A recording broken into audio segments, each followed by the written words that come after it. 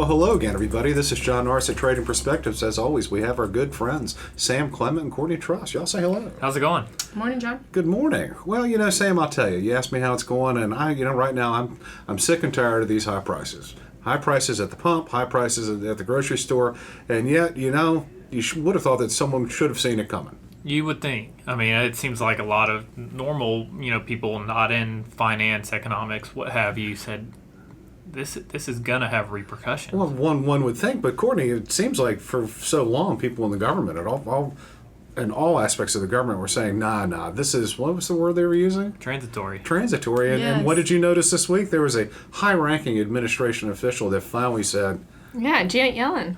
And what exactly did she say? She said she was wrong, John. She said I was wrong in my predictions last year.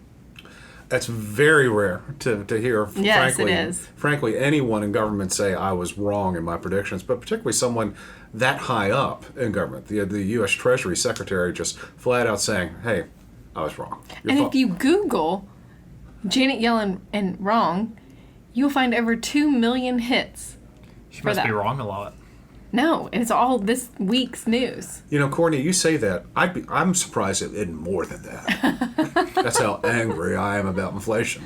But, I think this is it's interesting that she's saying she's wrong, but it seems to be getting to a point where just about everyone's really, truly noticing the inflation now. Because, we've said it's a silent killer, and for a while it can kind of sneak up on people, but it's fully in people's budgets now, whether it's gasoline, food, what have you.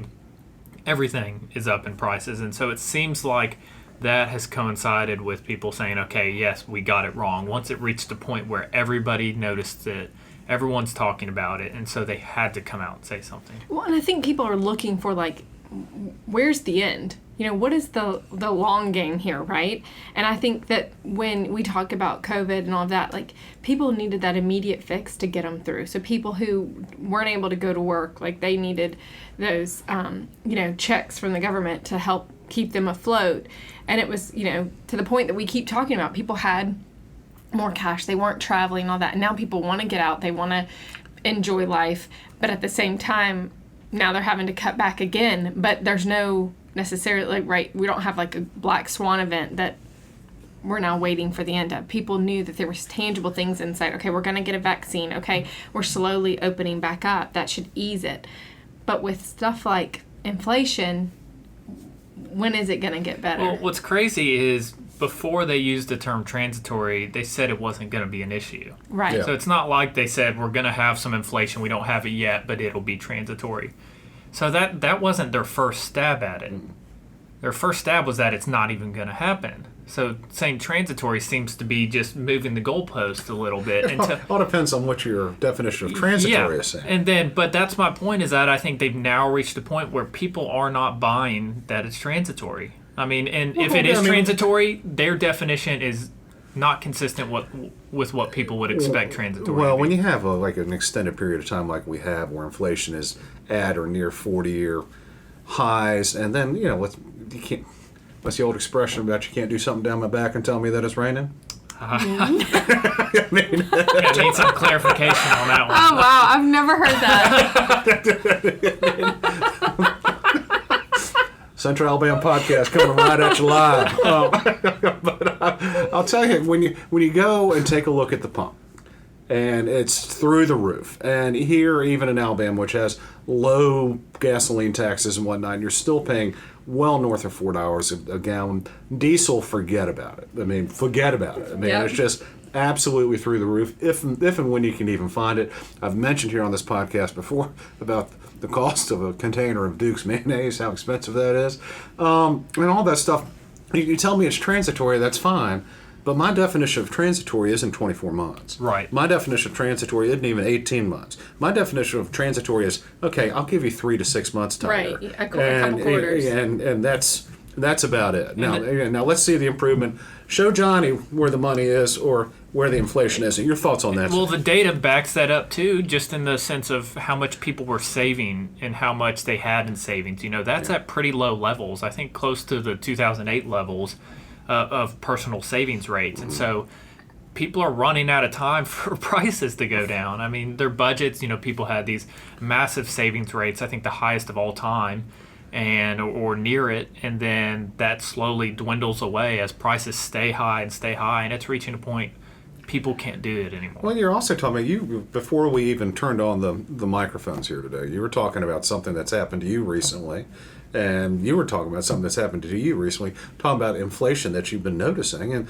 Sam, little things like when the smoked chicken fajitas at one of your favorite restaurants here in town, when it goes from $18 to $30. That's massive. For a dinner portion, that kind of gets your hackles up, I think. Yeah, I mean, that is where the substitution effect starts to come in. And, something that was worth it for me at 18, I don't like it as much at $30. So I'm going to have something else. What did you end up having? I don't remember what I had, but I didn't have the smoked because you were so angry about it? Yeah, I didn't have the smoked chicken fajitas. I'm sure the person next to him did, and he was just sitting there like drooling over it. You were so angry you can't even remember what you had. But I mean, that's a massive amount of inflation, and you're seeing that across a lot of things. People saying, I can't do that, I'm going to have to substitute down. And you've seen, the stores that have their own brand, their own store value brand. Yeah.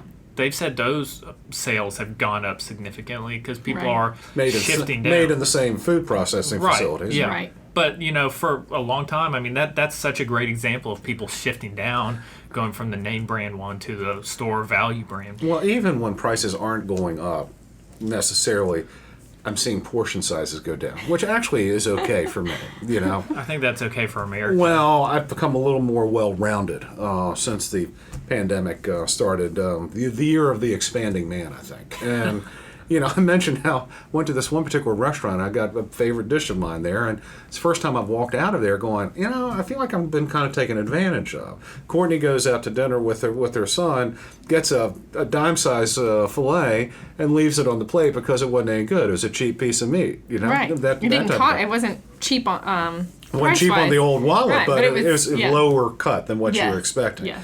All these things are inflationary. Yeah. And so when the government comes out and says, I was wrong, and there's a certain element where you're going, well, no duh. Or, no kidding, Dick Tracy, that type deal. And Dick Tracy was a comic book detective back in the day, that's for your edification, Sam and Courtney. But in any event, why wouldn't we have inflation? Here's some number, Courtney. Courtney, you might be surprised to see that I've printed out some. Absolutely shocked. But since the pandemic really started, Sam, and this might come as a shock to you, the federal government has run an additional $5.6 trillion worth in deficits. Yeah. Another $5.6 trillion. And that's a 26-month time frame. From March 2020 through the end of April. It's a lot of money. That's a lot of money. It averages, Courtney, let me think about this. $5.643 trillion divided by 26. If I'm not mistaken, that comes up to be about $217 billion per month. Quick math right there. Well, yeah, I'm fooling. I know. Glad I could fool you. And then also, Sam and Courtney, this might not come as a shock to you at all. The Federal Reserve over that same time frame has bloated its balance sheet even more to the tune of $780 billion. You kind of add the two together, and when you put over $10 trillion worth of money, which didn't previously exist, out either directly into the hands of consumers or sloshing about the financial system, how in the world is that not going to be inflationary in some form or fashion? Well, it had to, from the sense of everything shut down. There's not a lot of supply. And they literally direct deposit money into people's accounts. I'm not going to argue whether they should or not because, if you shut someone down, you probably should help them out on that end. Yeah. But that is directly into people's pockets that then goes and gets spent. The whole QE, being printing of money, I think it's a much longer argument and debate over what's actually going on in the plumbing of the financial system. Yeah. It's swapping. I'll grant you that. It's swapping of deposits, and it doesn't necessarily get into. It doesn't necessarily turn into MTIM.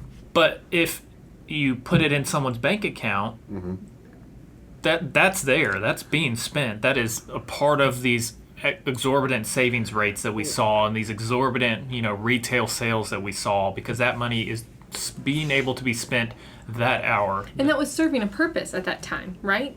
I mean, we needed that to keep the economy going, to help local businesses and all of that. I mean, you think about it, there was positives to having that. But now we're also seeing the ramifications of some of these actions. It's also the people, shooting themselves in the foot and then doing the surgery and saying, I did such a great job on fixing it. Well, you kind of caused the problem yourself, right. too. Yeah. You shouldn't really be bragging about fixing a problem that you caused. And especially when the fix has a ton of longer-term ramifications that then cause more pain down the road and just continue to kick the can down the road. Well, and that's when we see all this money sloshing about, and we see what's happening, higher prices, and then to even hear people out of Washington say we've got to spend this much more in order to get past this. Someone's got to say, no, come on, guys. Let's face it. We're in this mess because we did this. Yeah. Are you going to tell me if we do more of the same thing, prices are going to go down? That doesn't make any sense at all. Courtney, your thought?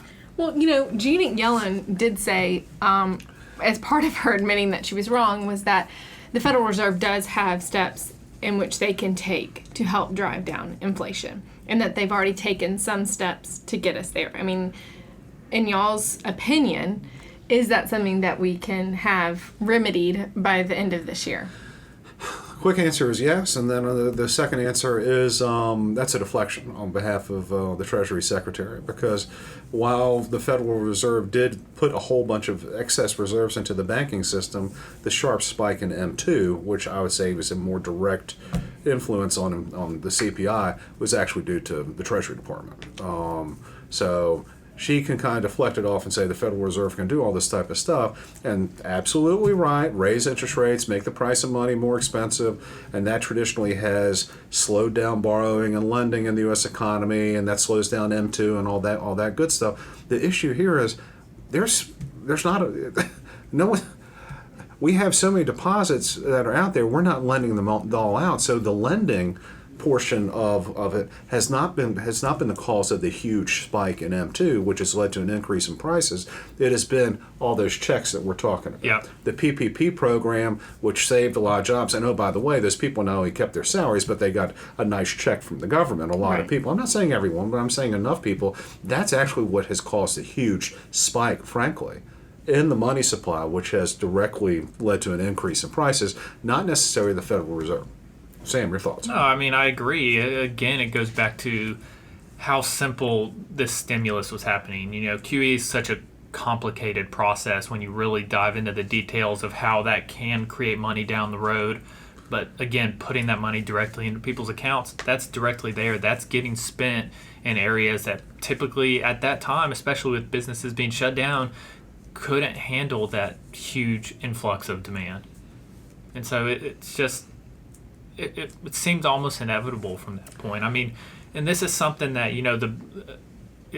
I'm afraid is going to become such a norm going forward. Just like bailout packages, the TARP package back in 2008 was, I mean, pretty shocking at the time.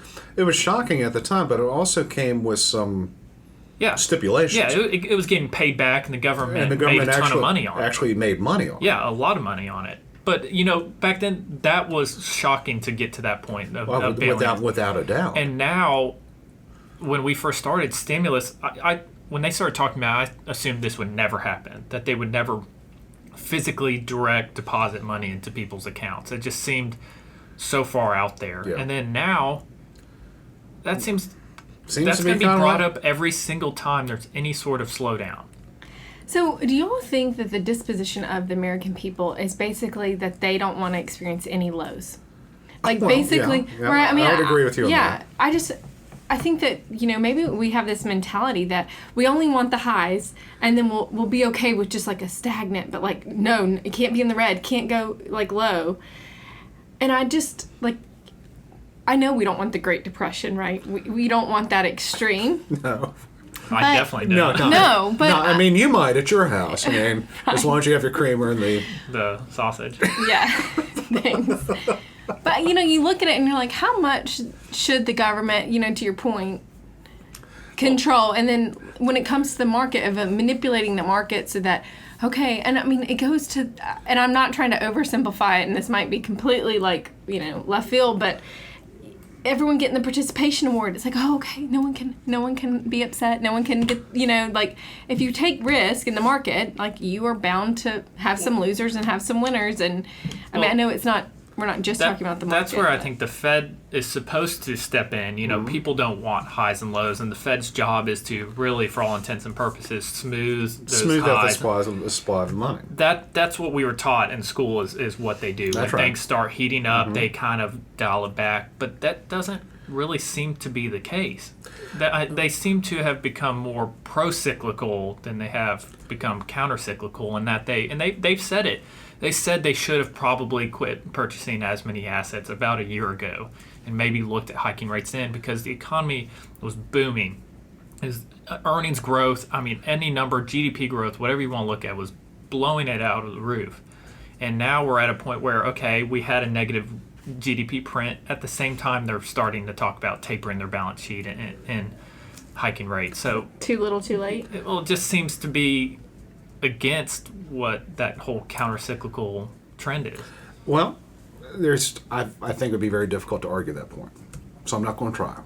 Thank you. But what I will tell you about the transitory nature of this round of inflation is it is going to be transitory, Courtney, but it's going to be based on someone else's definition than really ours. It's because what's going to happen, and what we're starting to see, at least according to the OCPI, the Oakworth Consumer Price Index, is that maybe things are starting to cool a little bit, and this isn't necessarily all that surprising, as the Federal Reserve has not continued to dump, not Federal Reserve, as Washington hasn't had the big stimulus package in quite some time, as inflation has eaten into people's savings and all that excess cash. Yep. You're going to start seeing the Washington run a monthly budget surplus like they did last month to the tune of $308 billion. You're going to start seeing savings rates go down a little bit. You're going to start seeing demand slow down a little bit, and all that stuff will have a depressing impact on inflation, and it will cause the money supply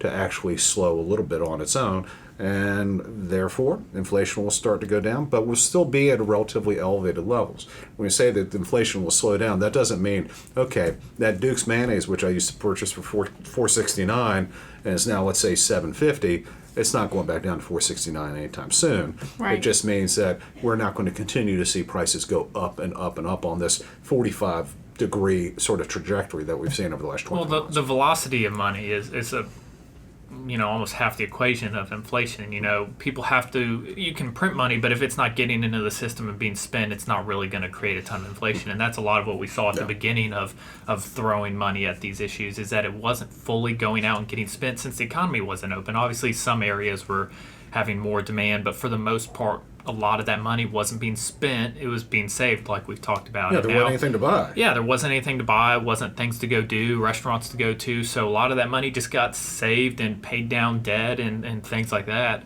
Where now, I mean, that's a part of the Fed's equation, is hopefully, you have to get people to probably spend less money to somehow fix that supply and demand, because they can't go solve the port issues. They can't really get the semiconductor industry back online. I mean, there's a lot of things that they can't do, and demand seems to be more of what they can do, and that's painful. I mean, that slowing demand is not a fun thing. No, there's no, and that's the whole issue with soft landing and what that looks like. I mean, soft landing or not, people are going to have to be incentivized to spend less money. And inflation is one of those levers. Yeah. Yeah. So going back to the original thing about Janet Yellen sort of apologizing, maybe short of an apology, just admitting that you're wrong is not necessarily an apology. He's just moving the goalposts. Yeah. So, third time's the charm. I would say, history will look back on this, 3 or 4 years, we'll look back on and go, okay, inflation is back to somewhat normal levels. We'll talk about the inflation at that time, and then we'll go, all that stuff we bought off of Amazon for those 24 months, or even know that TV that I got because there was so much cash sloshing about? Yeah, that might have been worth it. I don't know. Maybe, maybe not. Your thoughts, Courtney? I guess the verdict's still out. Jury's still out. Kind of the same. Same thing as in the Depp Heard thing. I guess the jury is still out. That's right. Yeah, that's like the court case is like never ending. I know. What in the world is going on with that? That has not been transitory, by the way. I have no opinion on it. Do you have any opinions on inflation? Couple. Okay. All right. Yeah. I think he shared some of his opinions already. There you go. Well, guys, thank you all so much for listening. We always love to hear from you all. So if you have any comments or questions, please, by all means, let us know. You can always drop us a line at tradingperspectives@oakworth.com, or you can leave us a review on the podcast outlet of your choice. As always, if you're interested in reading more, hearing more of what we have to say or how we think, please, by all means, go to oakworth.com and take a look underneath the Thought Leadership tab for all kinds of exciting information. With that, Courtney, going to give you last chance on this topic. I got nothing else, John. Sam, any last bright thoughts? That's all I got. That's all I've got today, too. Y'all take care.